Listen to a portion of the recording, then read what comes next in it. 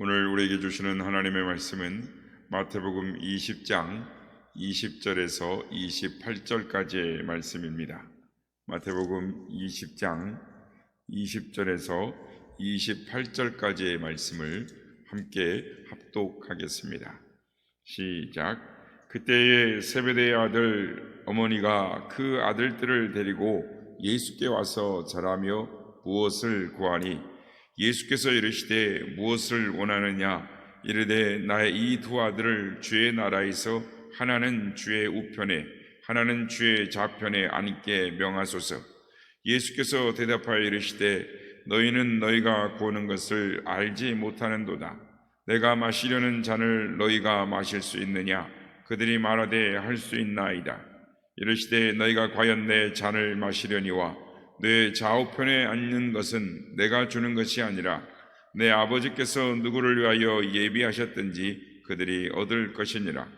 열 제자가 듣고 그 두 형제에 대하여 분이 여기거늘 예수께서 제자들을 불러다가 이르시되 이방인의 집권자들이 그들을 임의로 주관하고 그 고관들이 그들에게 권세를 부리는 줄을 너희가 알거니와 너희 중에는 그렇지 않아야 하나니 너희 중에 누구든지 크고자 하는 자는 너희를 섬기는 자가 되고 너희 중에 누구든지 으뜸이 되고자 하는 자는 너희의 종이 되어야 하리라. 인자가 온 것은 섬김을 받으려 함이 아니라 도리어 섬기려 하고 자기 목숨을 많은 사람의 대속물로 주려 함이니라. 아멘. 할렐루야. 오늘도 우리 예배 가운데 함께 하신 주님을 찬양합니다. 오늘 말씀에는 어떤 여자가 자기의 두 아들을 데리고 와서 예수님에게 이 매우 당돌한 것을 요청하는 것과 그리고 거기에 대해 예수님의 이 답변하신 말씀으로 이루어져 있습니다. 이 두 제자의 이름은 야고보와 요한이고 그 어떤 여자는 살로메입니다. 살로메가 두 아들을 예수님의 좌우편에 앉게 해달라고 요청한 이후에 이 제자 공동체의 분위기는 험악해졌습니다.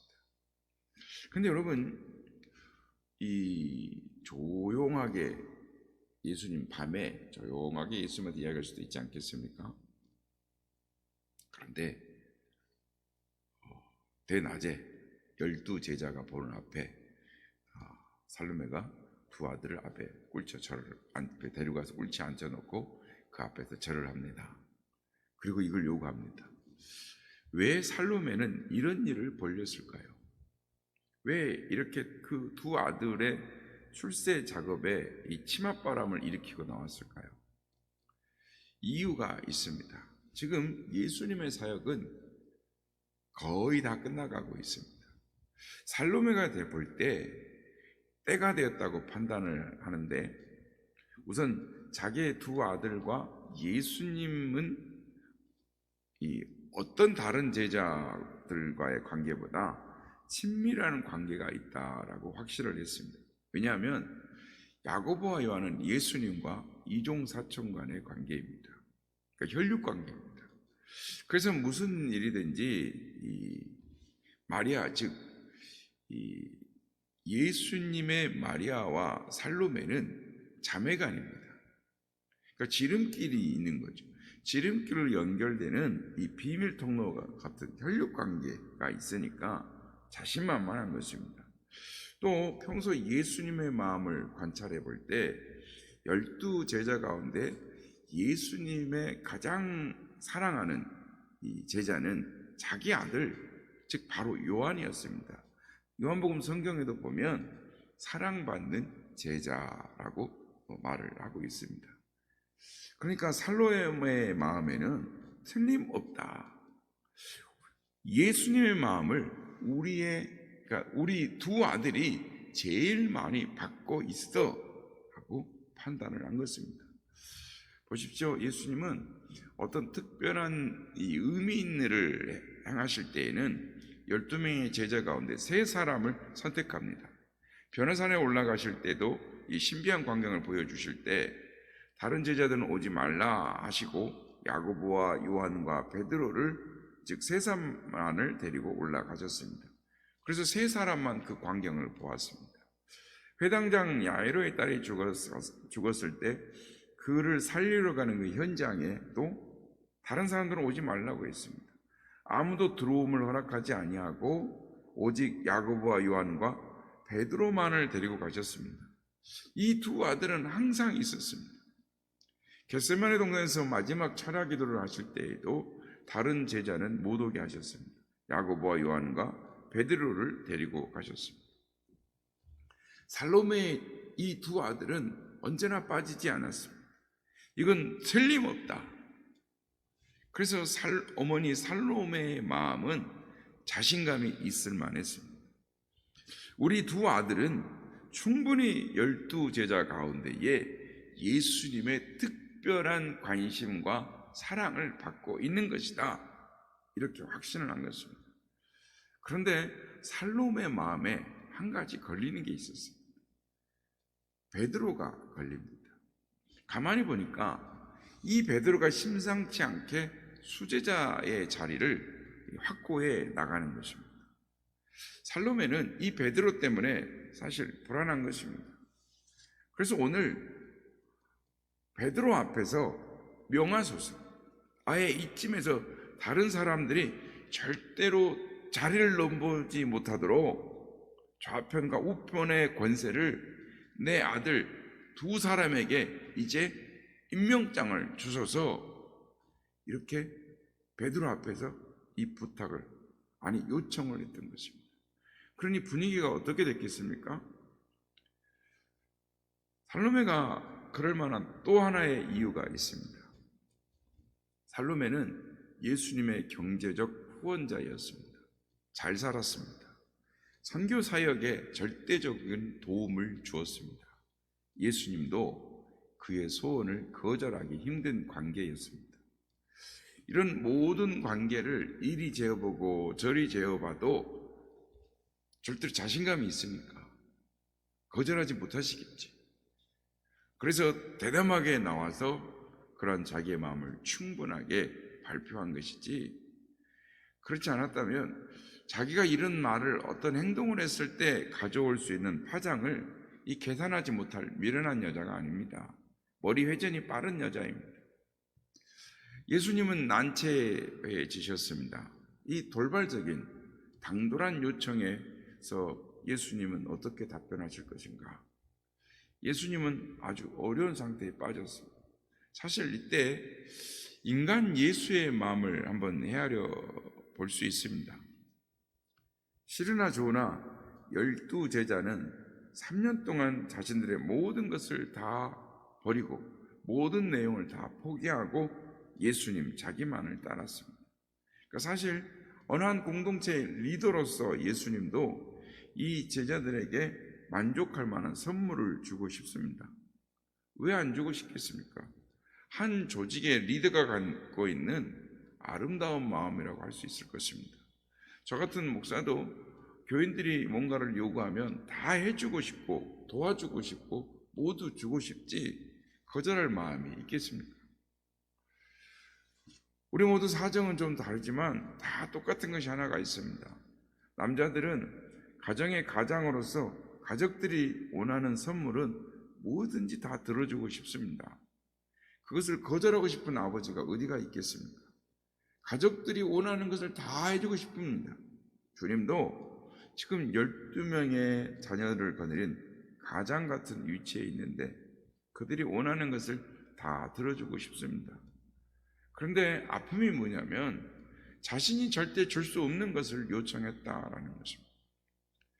여러분, 예수님인들 제자들의 소원을 모르시겠습니까? 다 아셨습니다.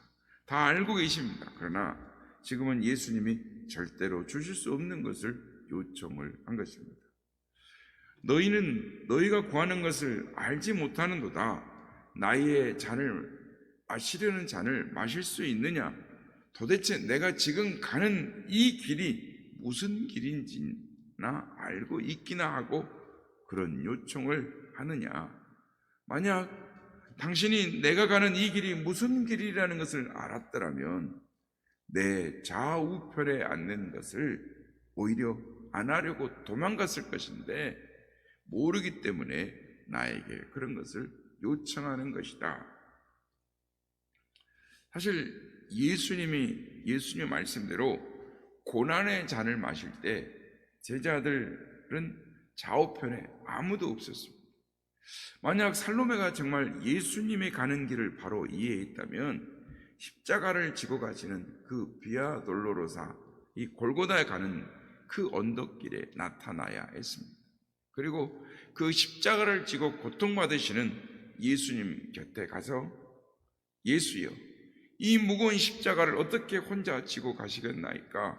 내 두 아들은 젊습니다. 하나는 우편에 하나는 좌편에 예수님을 도와 이 무거운 십자가를 대신 지고 가게 하옵소서. 이렇게 해야 했습니다. 예수님이 바라셨던 말은 그런 말이었습니다. 만약 그렇게 말했더라면 예수님께서는 살로모에게 뭐라고 답변하셨겠습니까? 여자여, 그대는 장하도다. 나는 제자를 키운 보람을 오늘에 찾았노라. 그래, 너의 두 아들은 하늘에 복이 있을지어다 라고 아마 흐뭇해하시고 감격해 하셨을 것입니다. 그러나 살로메, 또 예수님의 12제자, 예루살렘의 지도자들도, 갈릴리 사람들도 다 똑같은 생각을 했습니다.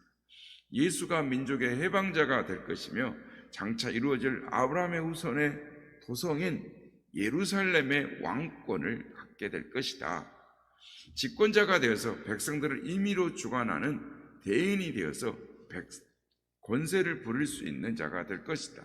적어도 로마를 내쫓을 수 있는 정치적인 권력의 왕이 되실 것이다. 여러분, 만약 그때가 되면 어떻게 될 것 같습니까? 예수님이 왕이 되셨습니다. 여러분, 좌편 우편이라는 것은 우리나라에도 있었습니다. 옛날에 좌의정, 우의정이 있었는데 이 국가의 권력을 견제하는 이 두 그룹을 말하는 것입니다. 좌편에 우편에. 그렇게 된다면 살로메는 어떻게 될 것 같습니까? 자기의 언니인 마리아가 대비마마가 되는 겁니다. 그러면 자기는 그 곁에서 온갖 영광을 누릴 수 있는 것입니다. 그렇게 지금 계산을 하고 있는데 심상치 않게 떠오르는 실세, 베드로가 신경이 쓰이는 겁니다. 쟤는 왜 항상 저기 끼는 거야? 저기 왜 수제자가 되는 거야? 내 두 아들이 있는데. 그래서 베드로 앞에서 오늘 명하소서, 그 자리는 누구도 안 주겠다고 임명장을 약속해 주소서. 야심 많은 여인의 안방 정치에 아주 강한 요청이 지금 나온 것입니다. 이제 예수님은 큰 어려움을 겪게 되었습니다. 살로메의 요청에 대해서 제자들, 즉 12명, 그러니까 이제 10명의 제자들 나름대로 생각을 하고 있었습니다. 그런데 살로메가 이렇게 나와서 이렇게 하니 나름대로 추리를 하지 않겠습니까?